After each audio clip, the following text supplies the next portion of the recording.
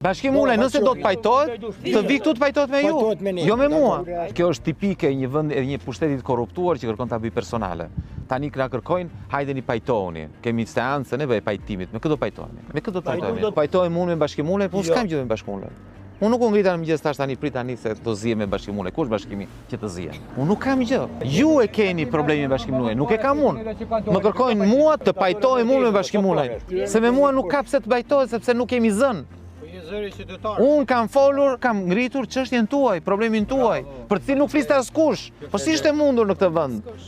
Që askush nuk flet, pse të gjithë të bashkuarta?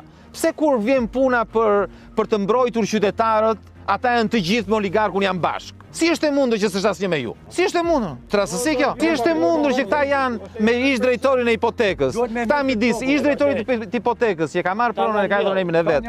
Edhe gjithë fshati që thotë e shikoni sa është prona jon, këta janë të gjithë me ish drejtorin e hipotekës. Është rastësi? Nuk është rastësi. Janë bashkë, duhet ta keni parasysh. Kjo nuk është pronë vetëm e Bashkimulej. Aty se cili ka nga një pjesë. E dini këta, po jo? E dim shumë. E dini. Shikojeni parlamentin edhe me një pjesë të shtëpisë së zonjës e ka marrë ministri, një kryetari i partisë, një deputeti, një zyrtar i lartë, një gjykatësi, një pjesë prokurori, janë të gjithë bashkë.